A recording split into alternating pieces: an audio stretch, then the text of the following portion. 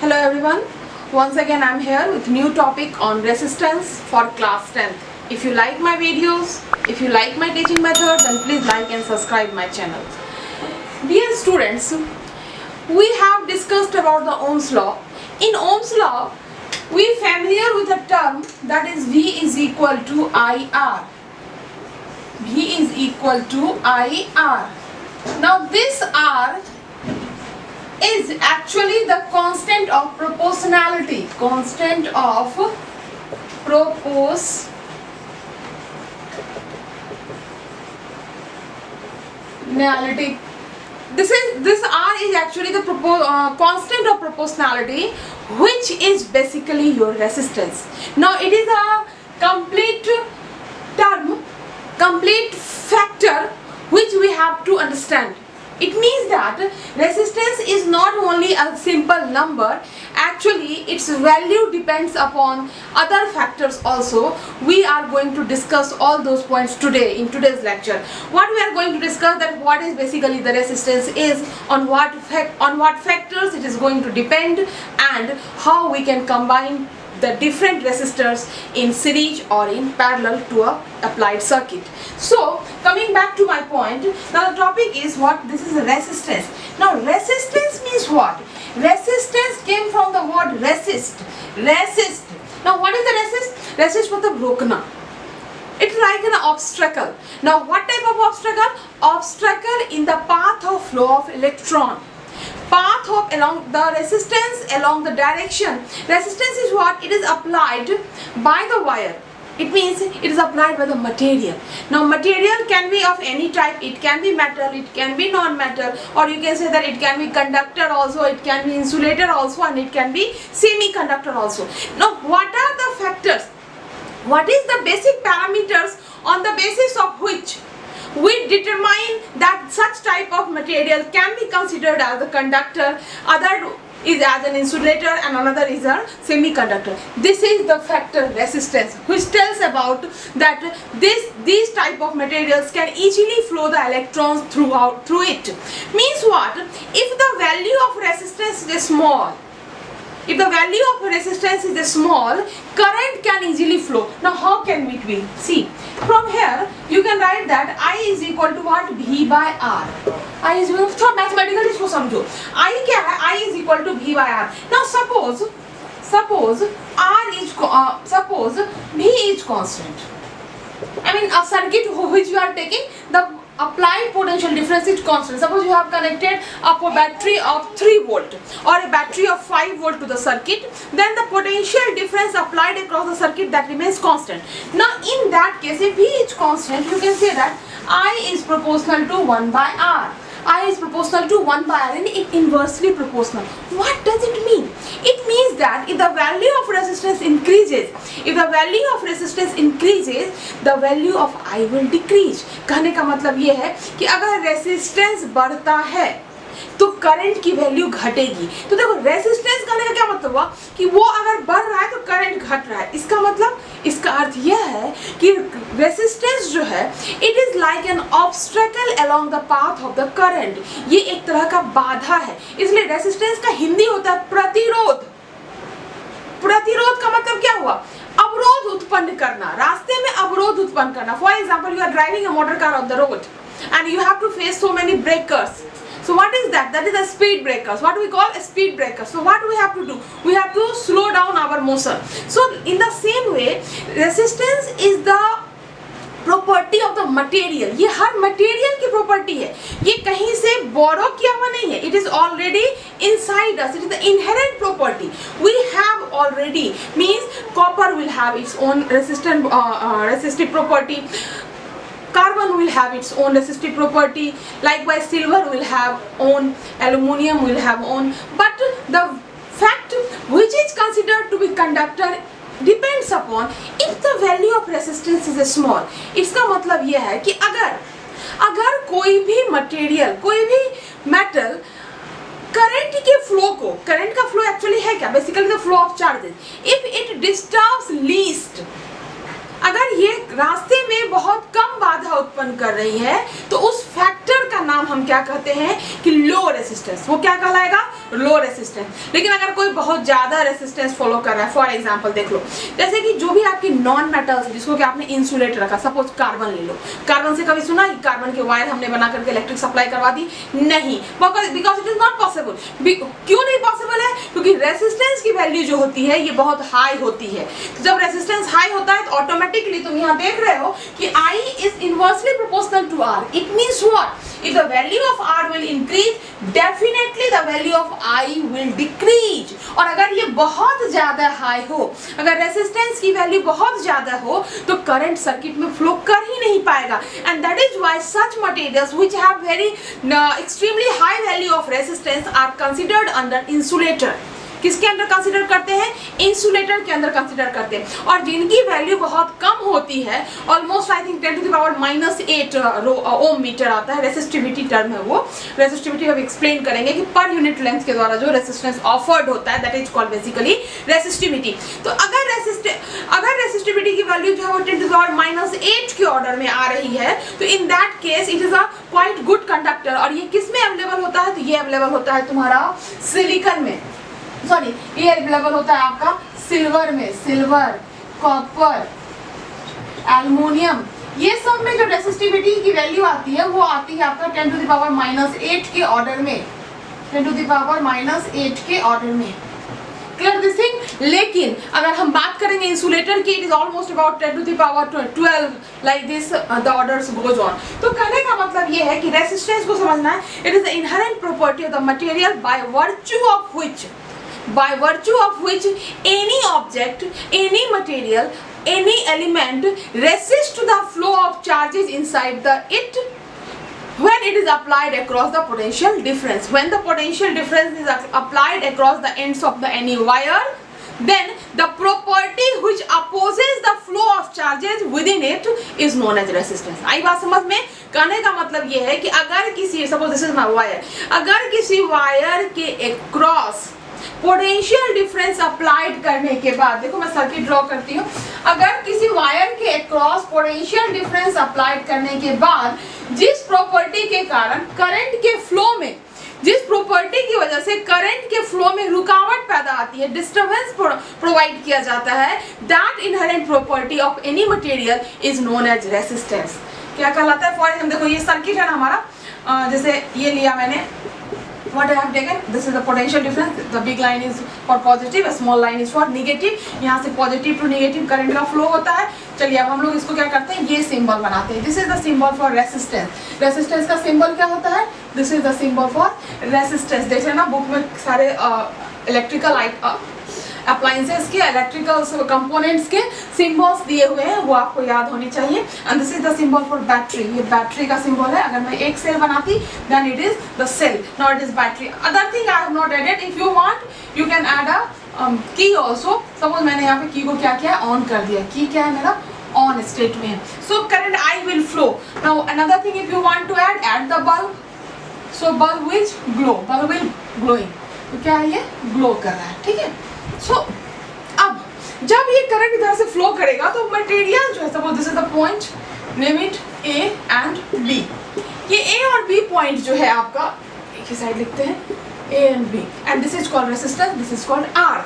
तो if A और B के अक्रॉस जो पोटेंशियल डिफरेंस अप्लाइड हमने कर दिया, अब हमें क्या होना चाहिए, करंट मिलना चाहिए बिना किसी रुकावट के, क्योंकि हम क्या जानते हैं, what we know that current flows due to the difference in potential. जब भी करंट में पोटेंशियल का डिफरेंस किसी बैटरी के अक्रॉस अप्लाइड होता है, then there will be always a flow of current, a flow of charges, and it is from the high potential to low potential. तो हम लोगों ने क्या पढ़ा है कि जब भी किसी कंडक्टिंग वायर के थ्रू आप पोटेंशियल डिफरेंस को अप्लाई करते हैं, और पोटेंशियल डिफरेंस हम किसके द्वारा अप्लाई करते हैं, potential difference is applied with the help of battery.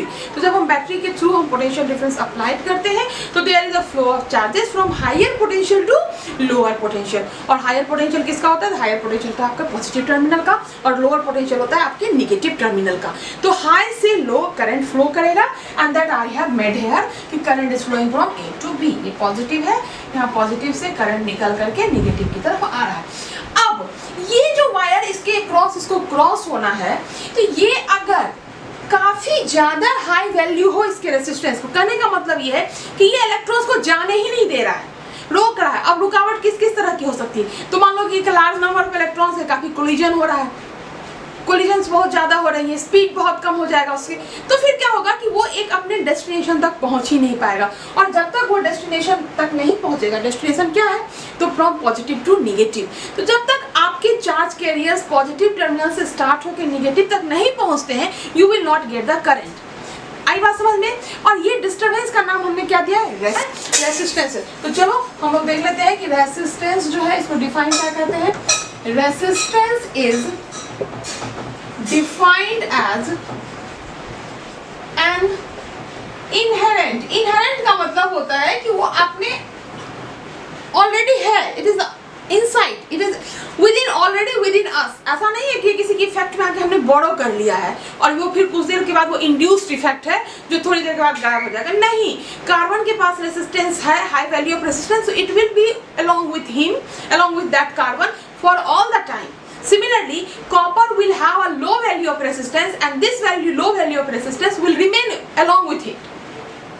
आई बात समझ में? कहने का मतलब है कि अगर 1 सेंटीमीटर स्क्वायर के हम लोग क्रॉस सेक्शनल एरिया का कोई वायर ले और या 5 सेंटीमीटर स्क्वायर का क्रॉस सेक्शनल एरिया की कोई वायर ले और किसका लिया, तो एक मटेरियल ले लो, कोई कॉपर ले लो, तो दोनों ही के केसेस में जो होगा वो पर यूनिट लेंथ का जो आपका रेसिस्टेंस का वैल्यू आएगा, which basically known as resistivity, that will be fixed. ऐसा नहीं वो चेंज हो जाएगा। इसलिए हमने यहाँ पे क्या लिखा कि resistance is defined as an inherent, क्या लिख रहा है, डेफिनेशन लिख रहा है, is an inherent property of the material, inherent property of the material by virtue of which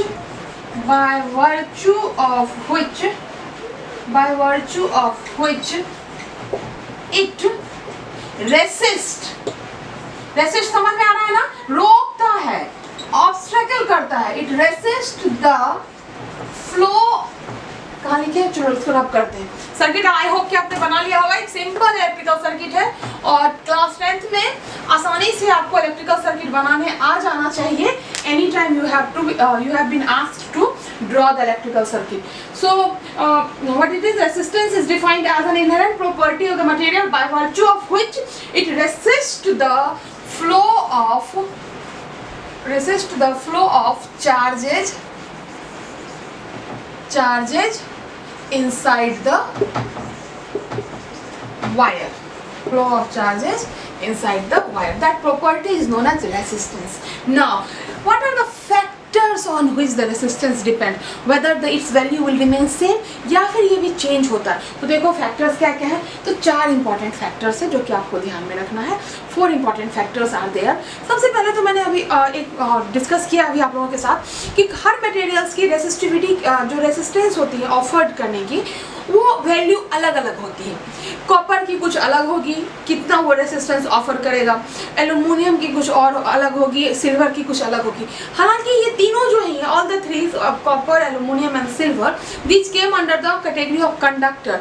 actually silver is the best conductor, after that it is a term for copper and after that it is aluminium. All will be under the metals are there, these are metals and metals are actually your conductors. Conductor में हम लोग जो है metals को generally ले रहे हैं। Best में आ जाता है आपका कौन कौन सा है, तो देखो सिल्वर है, सबसे लोअर वैल्यू है इसके रेसिस्टेंस की। After that you have the copper and after that you have the aluminium Al।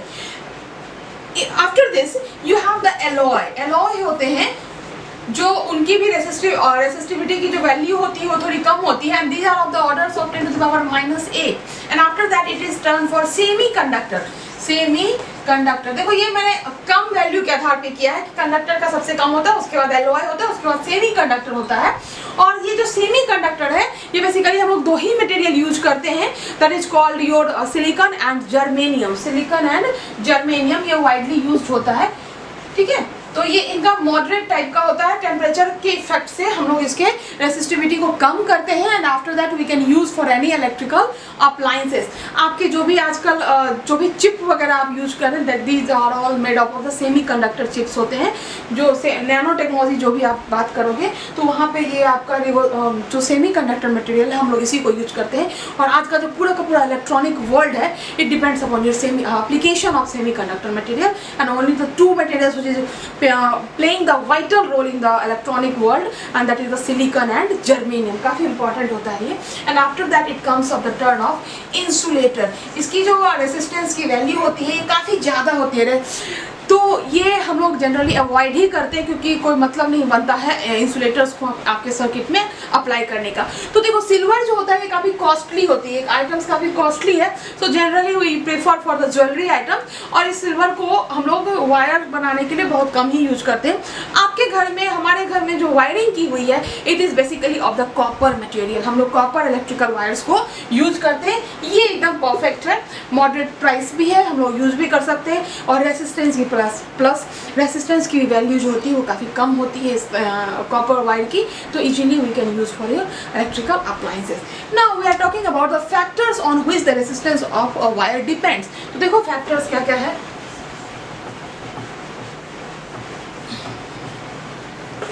Factors, तो सबसे पहले आ जाता है material factors.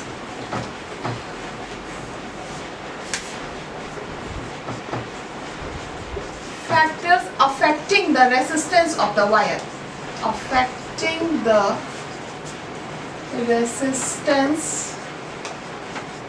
of a wire।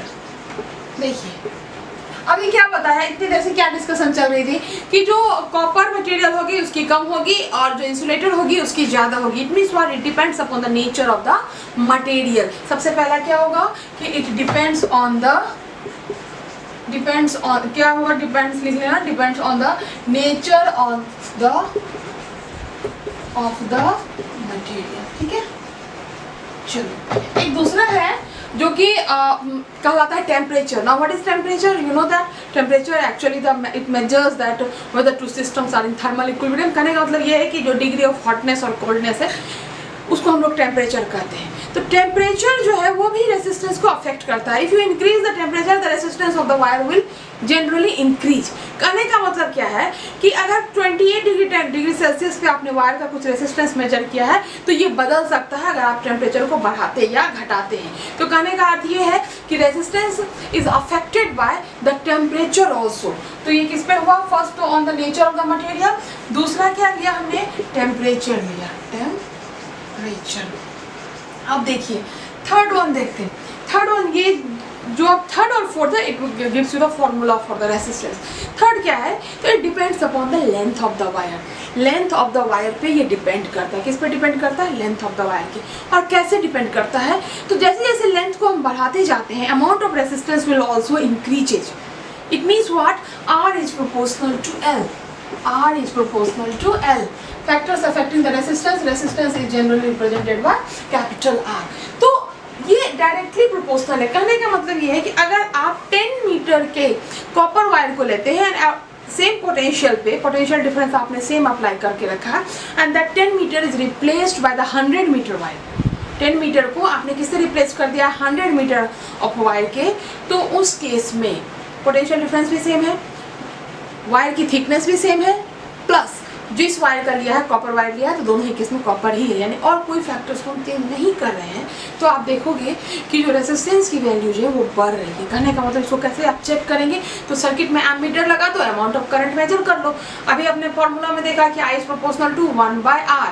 कहने का मतलब अगर I की वैल्यू घट गई है तो इसका मतलब क्या होगा कि R बढ़ गया है। इनवर्सली है ना, I बढ़ेगा तो R घटेगा, R बढ़ेगा तो I घटेगा। इनवर्सली ओम्स लॉ सबको याद है, V is equal to IR। कुछ नहीं करना, क्रॉस करके देख लेंगे। चलो, तो R is proportional to L। It means what? If the length of the wire increases,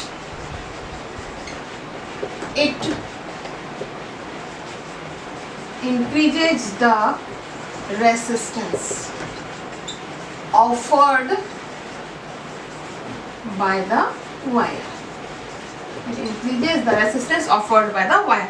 fourth one देखते हैं. फोर्थ वन क्या कहता है कि ये जो थिक वायर जो होती है, जो थिक वायर होती है, that offered least resistance in comparison to thin wire. कहने का मतलब ये है कि R is inversely proportional to area of cross section.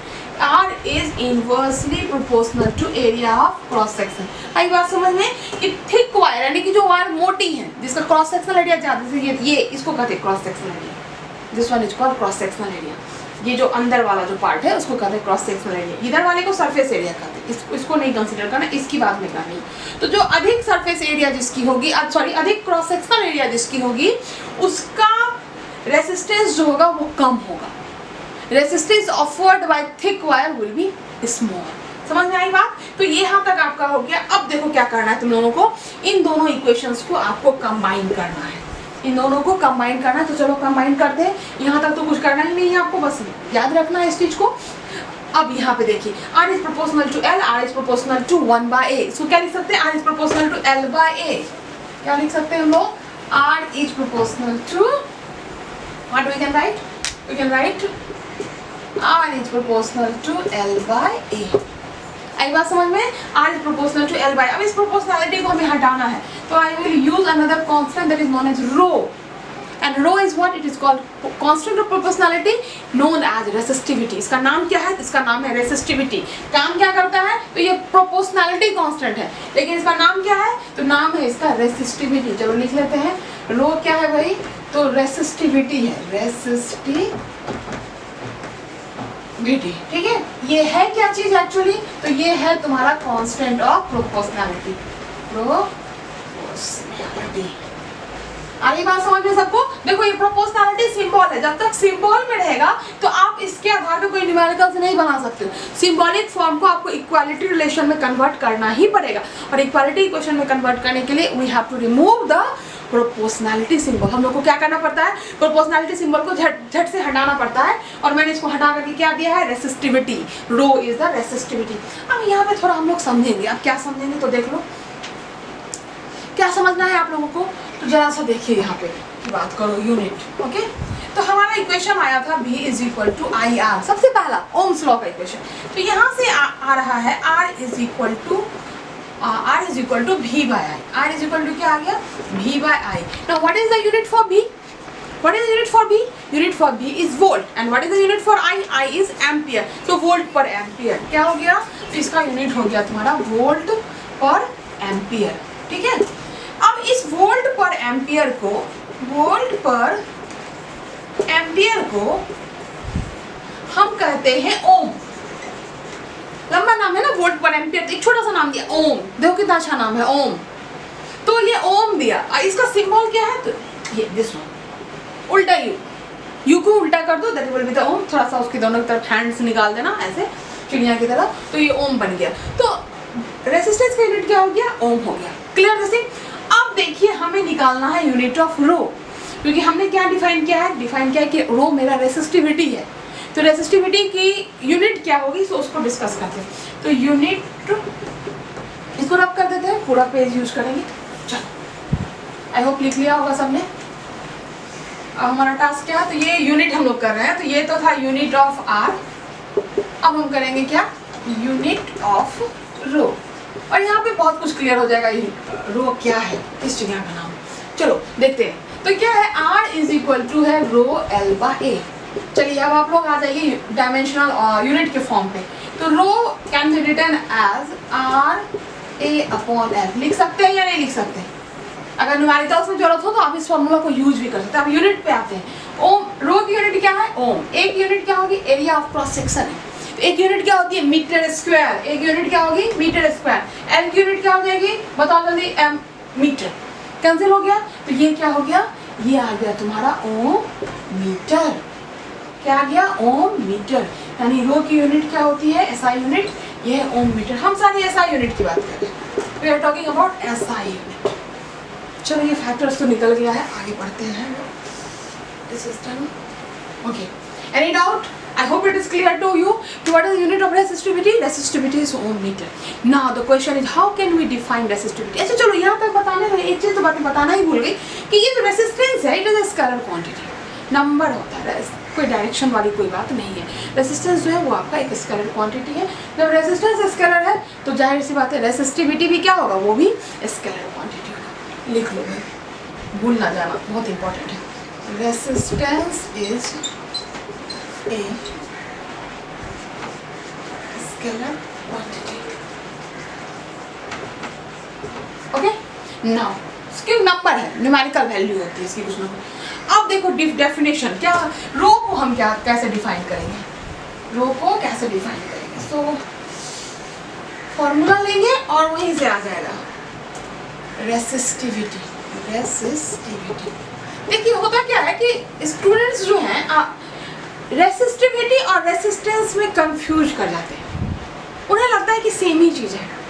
जो रेसिस्टेंस का डेफिनेशन है वही चिपका दिया resistivity, but it is not like that. ये कुछ अलग है. although resistivity is also a resistance, but it is a resistance in a special case. Now what is that special case? Let's see. Rho is equal to आया था आपका R into A by L. Am I right? Okay. Now suppose you are taken in a special wire. ये circuit हम बनाते हैं ना, ये this is my circuit. चलो ये बना दिया. क्या क्या देना है तुम्हें बताओ. बल्ब दे दिया और कुछ देना चाहते हैं, चलो एमीटर भी दे दिया मेजर करने के लिए. This is plus minus. Voltmeter भी देना है, दे दो. ठीक है, तो हमने यहाँ पे इसको एडअप कर दिया. ये मेरा हो गया R, ये मेरा है बल्ब, ये हो गया I. ओके, सो ये वायर हमने लिया है पॉइंट A और B के बीच में. सो AB वायर जो आपने कंसिडर किया है, लेट की उसकी लेंथ हम फिक्स करते हैं. क्या फिक्स करते हैं? Let us take let n is equal to 1 metre. मान लिया, सपोज 5 मीटर भी ले सकते हैं, कोई दिक्कत नहीं है, लेकिन हम अभी 1 मीटर ले चुके. ए जो है एरिया ऑफ क्रॉस सेक्शन, वो हमने ले लिया 1 मीटर स्क्वायर. कितना ले लिया? 1 metre square. So in that case R will be, rho will be equal to R. कैसे हुआ जी? पता चल रहा है ना कि नहीं चल रहा? चलो नहीं चल रहा तो देखो. सिंस क्या हो गया, rho is equal to R into 1 by 1, 1 metre square by 1 metre. ये खत्म हो गया, तो रो इज इक्वल टू क्या हो गया? समझ आई बात? कहने का मतलब है कि रो भी एक तरह का रेसिस्टेंस है, लेकिन ये कैसा रेसिस्टेंस है? When the length of the wire is 1 metre, length of the wire is 1 metre and area of cross section of the wire is 1 metre square. In that case the resistance offered by any wire is known as resistivity. आ रही बात समझ? देखो इसको physically समझो meaning. कहने का मतलब ये है कि सपोज मेरे पास कोई वायर है 10 मीटर का. मटेरियल क्या है? कॉपर. रूम टेम्परेचर पे है, हम ना बढ़ा रहे हैं temperature, we are not increasing neither decreasing. So we have one wire of 10 metre length, another wire is of 100 metre length. इन दोनों ही वायर से we are cutting the wire pieces of 1 metre. 1 metre का wire का 2 piece लिया, एक 10 metre वाले से और एक 100 मीटर वाले से. And the area of cross section of both the wire is 1 meter square. Then the resistance measured, उन दोनों वायर के जो रेसिस्टेंस हम मेजर करेंगे that will come out to the same value. Same value आएगा. कहने का मतलब ये वही हुआ जैसे डेंसिटी पढ़ते हो ना, डेंसिटी वो चेंज होता है क्या? इतना बड़ा आइस लिया तो उसका डेंसिटी कुछ और होगा, छोटा है तो डेंसिटी कुछ होगा? नहीं, डेंसिटी इज फिक्स. तो similarly resistivity is also the fix. ये एक फिजिकल पैरामीटर है जो कि जैसे जैसे आप लेंथ बढ़ाते जाओगे तो रेसिस्टिविटी नहीं बढ़ेगा, रेसिस्टेंस बढ़ेगा. आ रही बात समझ में? उसके मल्टीपल्स में कौन बढ़ेगा? तो रेसिस्टेंस बढ़ेगा, रेसिस्टिविटी नहीं बढ़ेगा. Resistivity is the value of resistance offered bye per unit length of the wire having unit cross sectional area. But resistance is the total value of the resistance offered by the wire of any length having any cross sectional area. आ रही बात समझ में? कहने का मतलब ये है कि रेसिस्टिविटी जो है वो per unit length of the wire से कितना रेसिस्टेंस ऑफर किया जाएगा सर्किट में, that is measured by the resistivity. But wire जो हम सर्किट में लेते हैं, तुम अपने घर में देखो तो वायर का लेंथ फिक्स है क्या? 1 ही मीटर होती है? नहीं, 100 मीटर, 200 मीटर, जितने जितने लंबे कंस्ट्रक्शंस आप करते हैं आपके वायर की लेंथ भी बढ़ती जाती है। तो क्या रेसिस्टिविटी के इक्वल ही वैल्यू आएगा? नहीं आएगा। तो रेसिस्टेंस जो है वो पूरे लेंथ ऑफ द वायर के द्वारा जितना रेसिस्टेंस ऑफर किया जाता है that is R, but resistivity is always for per unit. And now I have explained, I think it is clear. चलो मैं लिख लो इसके definitions को।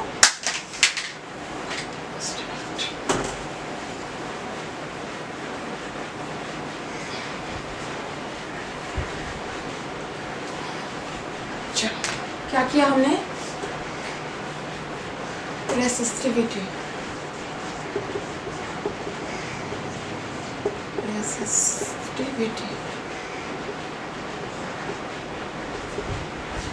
क्या है? It is the amount of resistance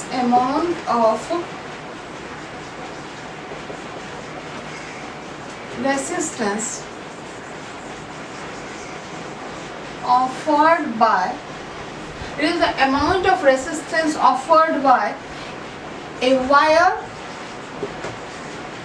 having unit length and unit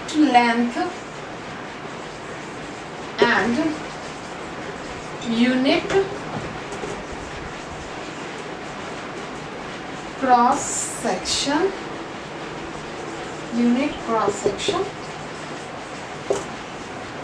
the amount of resistance offered by a wire having unit length and unit cross section area.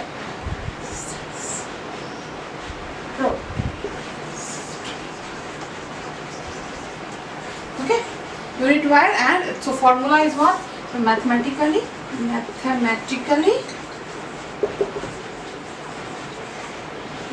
rho is equal to what? It is RA by L. तो तीन formula अभी तक में आपको आ गया है। क्या क्या आया है? V is equal to IR, दूसरा आया R is equal to rho L by A, and third one तो इसी से है, कोई दिक्कत नहीं है, इसको याद करने से ऑटोमेटिकली ये आ जाएगा RA upon L। आई बात समझ में कि तीन फॉर्मूला है, V is equal to IR, R is equal to rho L by A and rho is equal to RA upon L. That is about your resistivity. I hope it is clear to you. चलो तो अब एक इसके आधार पर हम लोग कोई numerical छोटा सा देखते हैं कि किस तरह से हम लोग इसको निकालते हैं। तो one numericals on that, for example let us suppose that you have an wire, suppose you have to find out the resistance. Let wire, या इसको क्वेश्चन लिखते हैं, क्या लिखेंगे कि find out the value of resistance, find out the value of resistance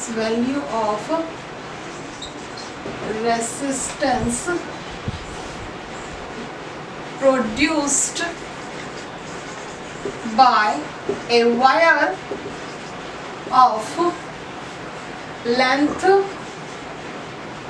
of 2 meter length having cross sectional area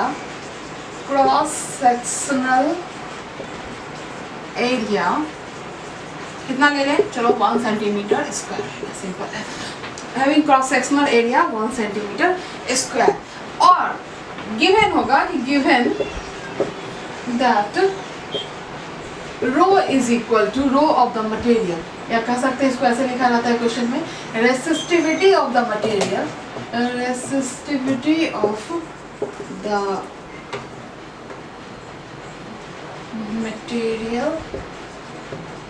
of wire is equal to 1.6 × 10⁻⁸ ohm meter।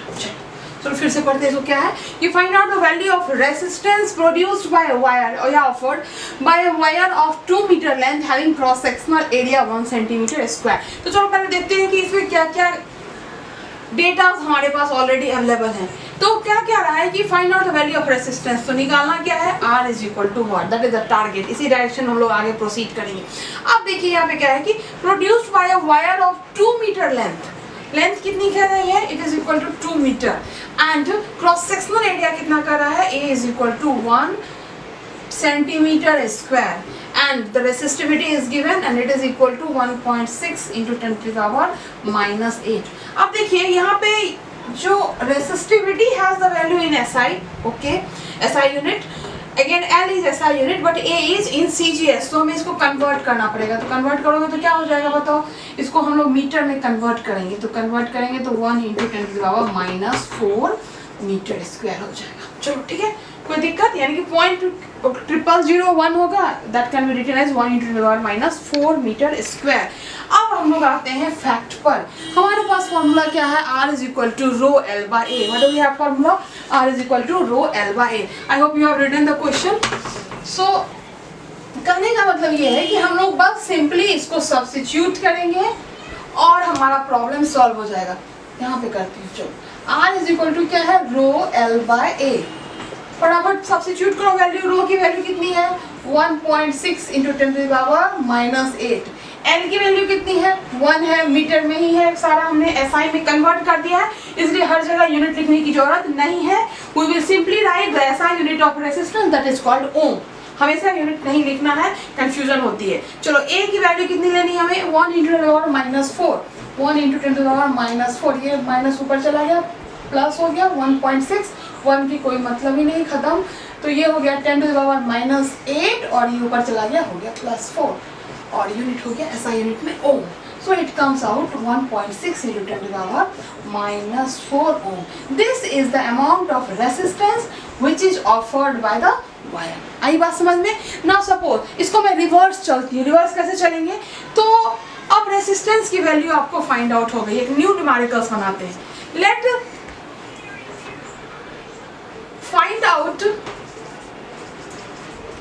the value of resistivity, value of rho, that is resistivity of the material of wire which offers the resistance of कितना? ये देखो 1.6 × 10⁻⁴ ohm, which offers the resistance of इतना for a wire of 2 meter length having cross sectional area कितना लिया था? 1 centimetre square. समझ में आई बात? अब देखिए यहाँ फॉर्मेट चेंज हो गया. क्या चेंज हो गया? तो रेसिस्टेंस दिया हुआ है, resistance is already given and we have to find out the value of resistivity. हरी बात समझ में? कुछ नहीं करना है, सेम मेथड चलेगा. You know that. Now what are the datas given? First of all जब भी न्यूमेरिकल सॉल्व करते हैं we 1 or 2 times you just read out the question so that you can find out what you have to find out and what are the datas already given or mentioned in the question paper. So R is already mentioned. It is equal to 1.6 × 10⁻⁴ ohm and the length of the wire is what? It is 2 meter and area of cross section is 1 centimeter square, which I will again write 1 × 10⁻⁴ metre square. काफी simple है. देखो जब भी आप काम करते हो ना तो हमेशा टारगेट रखो कि हम SI सिस्टम में फिक्स रखो कि हम SI सिस्टम में ही काम करेंगे. इससे सुविधा क्या होगी कि जब भी कोई यूनिट आपको SI सिस्टम से डिफरेंट दिखता है then and there you convert it into SI system and it will be convenient for the order of the 10. Otherwise क्या होता है कि सारी प्रॉब्लम सही बनाने के बावजूद भी ये जो 10 का फैक्टर्स है, ऑर्डर्स है, यहाँ मैच नहीं करता है. For example the answer of the question is 2.6 × 10⁻⁹ ohm. 2.6 × 10⁻⁹ ohm. आपका आ गया 3.1 × 10⁻⁹ ohm. क्या होगा? You will get total marks. कोई प्रॉब्लम नहीं है. 2.9 और 3.1 है, ज्यादा प्रॉब्लम नहीं है. प्रॉब्लम कहाँ है? 10⁻⁹ की जगह इफ यू राइट 10⁻⁻12, अब यहाँ प्रॉब्लम आएगी, तब वो आंसर गलत हो जाएगा. If 2.9 × 10⁸, suppose one student has written, right answer is 2.9 × 10⁻⁹. Another student has written 3.1 × 10⁻⁹ ohm, everything I have written. And third student has written 2.9 × 10⁻⁻12 ohm. आगे बात समझ में, क्योंकि तुम्हारा 10th लेवल है तो तुम लोग इस चीज को थोड़ा समझ लो. यहाँ देखो हर यूनिट को मैंने ओम में कर दिया, नो प्रॉब्लम. 2.9 का जो डेटा है वो इससे मैच कर रहा है, तो लग रहा होगा कि ये सही है, ये भी सही कर दिया जाएगा. नहीं किया जाएगा, क्योंकि यहाँ फैक्टर क्या ले लिया है, 10⁻12 लिया है। लेकिन इस स्टूडेंट ने इसका आया है 3.1, लेकिन ऑर्डर क्या है 10⁻9।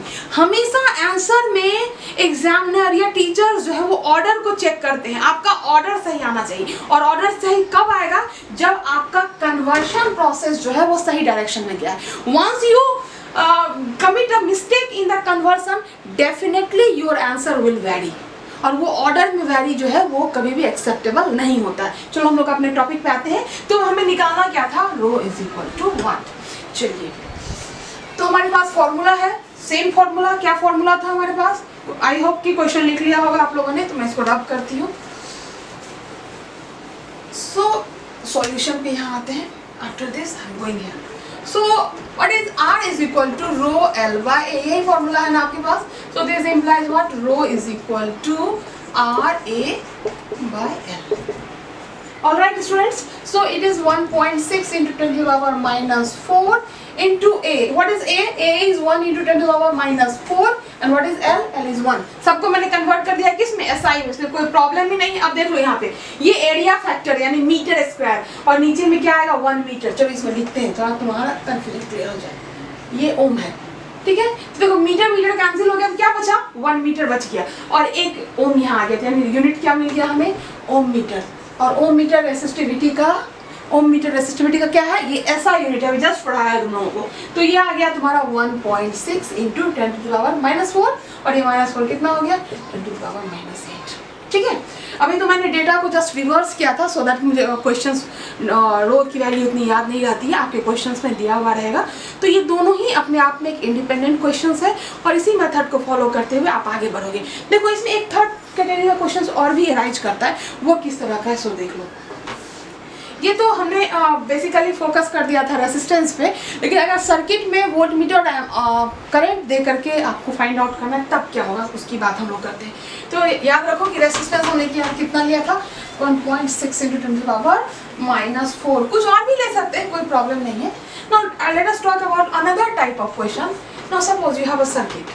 सर्किट कैसे बनाएंगे, इलेक्ट्रिकल कंपोनेंट बनाना है। ये रहा रेसिस्टेंस बन गया, ये मेरा बैटरी बन गई, और बाकी चीज़ें जो है ऑप्शनल है, चाहो तो जोड़ो, नहीं चाहो तो मत जोड़ो। ये हो गया मेरा रेसिस्टेंस R, ये पॉइंट A है, ये पॉइंट B है। तो सपोज कि potential difference is given, potential difference दिया हुआ है कितना, 8 वोल्ट। ऐसे question will be given that along a wire of resistance, resistance भी मान लो कि दिया हुआ है। R को कितना ले लेते हैं हम लोग, 1.6 into 10 to the power -4 metre ले लेते हैं। तो if the question will be like that, चलो लिखते ही हैं क्वेश्चन को। क्या लिखते हैं कि if a battery of potential difference, short में PD चलता है, a battery of potential difference 8 volt is applied across the wire of resistance, what, 1.6 into 10 to the power -4 meter. Then find out the value of current flowing through the circuit,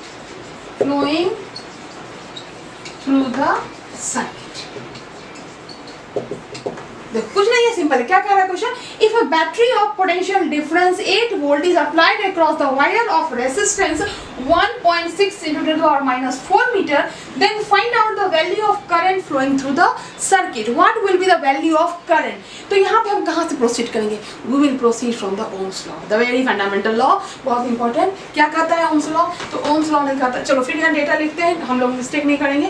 क्या होगा, तो V की value कितनी आ रही है, 8 volt है, और R कितना दिया हुआ है, तो it is given by 1.6 into 10 to the power -4 meter. I hope you have written the question. I am rubbing it. So from here we will apply the Ohm's law. What is Ohm's law? V is equal to IR. अब तो याद हो गया होगा, V is equal to IR. Ohm's law क्या है, it is V is equal to IR. तो from Ohm's law you have V is equal to IR, so we are going to find out the value of I is equal to what? V by R, V by R.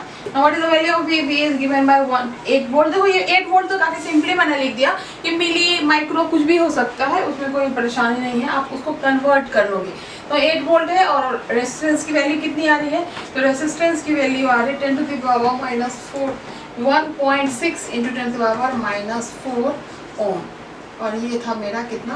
4 volt था। तो ये आ गया कितना? इसको solve कर लीजिए आप लोग। 10 to the power +4 हो गया, ऊपर जाके ये 0 चला गया, 5 हो गया I think, 5 into 10 to the power +4 ampere, क्योंकि ऐसा ही है वोल्ट पर ओम जो है वो क्या हो जाएगा? आई हो जाएगा। तो इतने अमाउंट की करंट जो है वो आपकी फ्लो करेगी किससे? सर्किट से। तो ये डिफरेंट ऑफ मेथड्स है। इसमें देखो एक और पैटर्न हो सकता है कि सपोज क्वेश्चन में आपको रेजिस्टेंस दिया हुआ नहीं है, रेजिस्टेंस नहीं दिया हुआ है, you have mentioned that it is mentioned that L and A और रेजिस्टिविटी दिया हुआ, तो आप पहले रेजिस्टेंस निकाल लोगे, फिर जो लैकिंग होगा वो कर लोगे। या सपोज कि क्वेश्चन में आपको V and I is mentioned, V and I is mentioned, यानी कि V और I मेंशन्ड है, तो आप क्या निकाल सकते हो? ओवरऑल रेजिस्टेंस आप निकाल सकते हो। जब ओवरऑल रेजिस्टेंस निकल गया है तो उसके बाद बचते हैं 3 फैक्टर्स, क्या क्या है? तो L, A and rho, L, A and rho. तो इन तीनों में से किसी एक की वैल्यू अगर नहीं दी हुई है तो you can easily find out. तो ये कुछ मेथड्स हैं जिसके थ्रू आप लोग जो है कॉम्बिनेशंस न्यूमेरिकल्स इस टॉपिक पे सॉल्व कर सकते हैं। एंड आई होप कि आपको ये सारी बातें समझ में आ गई होंगी। If you like then please like and subscribe my channel. Thank you students.